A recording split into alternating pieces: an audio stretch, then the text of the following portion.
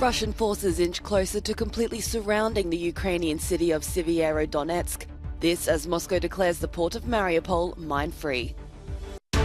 Protests outside a major NRA conference in the US just days after a gunman stormed a school, killing 19 children and 2 teachers.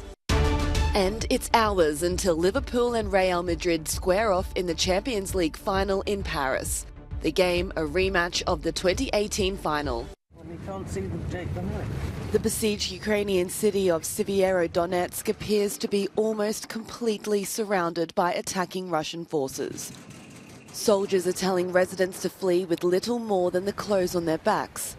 The Russian advance has raised fears that cities in the east could undergo the same horrors inflicted on those in the port city of Mariupol weeks before it fell.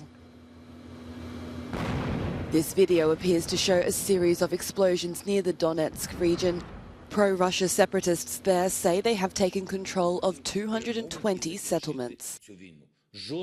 This as Ukrainian President Volodymyr Zelensky says he's willing to meet with Russian President Vladimir Putin if there was a chance it would end the war. But the Kremlin, after speaking with the Austrian Chancellor, has released a written statement accusing Kyiv of sabotaging talks between Russia and Ukraine. At the port of Mariupol, Russian military says it's completed clearing mines and removing sunken ships in the Azov Sea so operations can resume. Putin is calling the accusation of disrupting produce to world markets groundless. For Sweden and Finland, accession to NATO is proving to be bumpier than expected. Turkey's veto has been a stumbling block, despite the two nations meeting all formal entry requirements. The US Secretary of State has met the Finnish Foreign Minister in a clear sign of support. Finland and Sweden are working directly with Turkey to address some of the concerns that it raised. We're also talking to Turkey. I saw the Turkish Foreign Minister in New York about a week ago, and those conversations continue. I don't want to characterize the conversations beyond saying that, first, there is a very strong consensus in NATO for the admission of Finland and Sweden, and I remain confident that we will work through this process swiftly and that things will move forward with both countries. The leaders say discussions will continue, with an eye towards resolving them before the NATO summit in Madrid next month.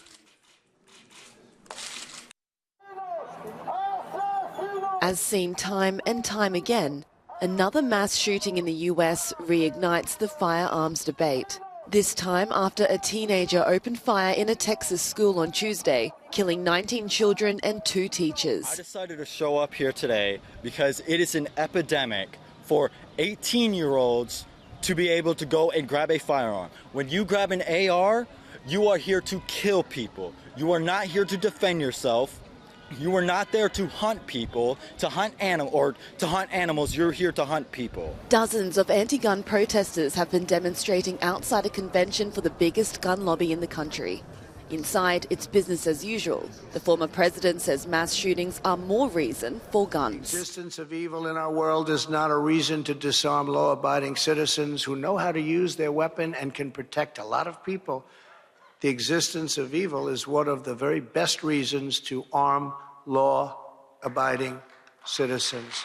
A new police timetable suggests that roughly 78 minutes passed from the time the gunman entered the building on Tuesday to when officers finally entered the classroom where he was located. For the benefit of hindsight, where I'm sitting now, of course it was not the right decision. It was the wrong decision, period. There's no excuse for that. But again, I wasn't there, but I'm just telling you, from what we know, we believe there should have been an entry at that as soon as you can. But for the families and friends of the victims, these debates are too late. Nothing can change their heartbreaking new reality. Finland has reported its first case of monkeypox, joining the long list of European countries with confirmed cases. Helsinki University Hospital says the patient is recovering at home and is doing relatively well. Meanwhile, Spanish authorities say more than 90 cases were recorded on Friday. The initial focus was on a sauna frequented by the gay community, to which most of the patients belong. One woman has also tested positive. While the chain of transmission was previously limited to men, the fear of stigmatisation continues. It's a little bit of an exaggeration, and there is a lot of stigma. I even think that the comment, "it is only in gay circles," is unfortunate. The scientific community insists this is not a sexual disease. From Rome, immunologist Andrea Intinori debunks the rumours. The transmission occurs through close contacts. Now, sexual intercourse can be considered a form of close contact, but it's not the only type of contact possible. I would avoid identifying this disease as a sexually transmitted disease at the moment, and above all condemning the population, the men who have sex with men, as carriers of this disease, because I believe that there is also a matter of responsibility not to stigmatise this situation. The doctor added that little is still known about this disease as the world faces a new wave of infections. The World Health Organization says there are over 200 confirmed cases worldwide, and this might just be the tip of the iceberg. However, health experts are currently not recommending mass vaccinations. Dr. Mark de Crowley has helped more than 100 patients die. He is one of several doctors in Belgium who help people end their lives at home, under a right-to-die law adopted 20 years ago. Since then, the practice of euthanasia, once furiously debated, has become more commonplace. Several eminent members, at least from the Catholic universities, have taken a stand and have expressed the idea that a law could be humanistic, even if it went against certain rules of the Church, which perhaps no longer correspond completely to today's society.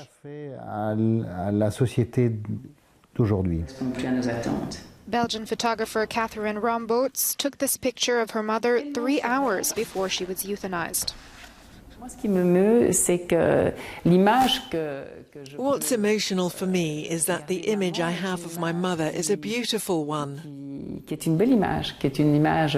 image of a feisty woman who will go towards her destiny, but who is not a victim. We have the right conditions in any case, and I would sincerely like other countries to follow Belgium's lead.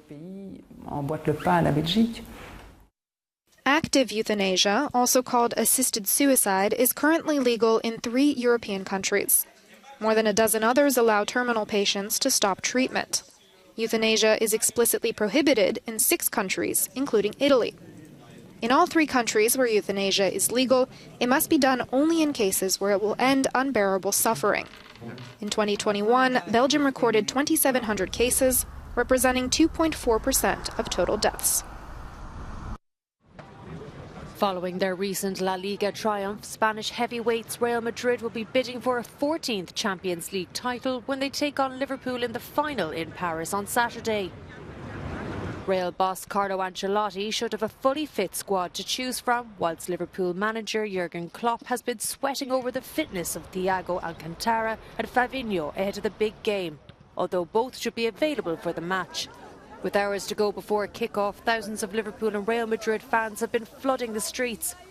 Whilst many are hoping their teams can go all the way, most seem well aware that not a lot separates the two sides.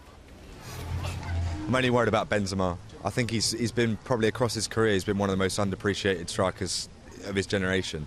And really, he's well up there. Arguably, he's the best number 9 in the world at the moment. It's no fear, but yes, we do have to stay focused. They have a good coach, it's a good team, but Real Madrid will win, I'm sure. Liverpool might be slight favourites going into the final, but Real Madrid always seem to find a way. And whatever the outcome, both teams and their fans fully deserve to be here in Paris. The game kicks off at 9 p.m. local time. After knocking out PSG, Chelsea and Manchester City, Real Madrid will fancy their chances against Liverpool, although the Reds have had an incredible season in which they've been competing on all fronts. 4 years after losing to Real in the final, will history repeat itself, or can Jurgen Klopp's men stop Luka Modric's genius in midfield and Karim Benzema's efficiency in front of goal? We'll just have to wait and see. Andy Rubini for Euronews in Paris.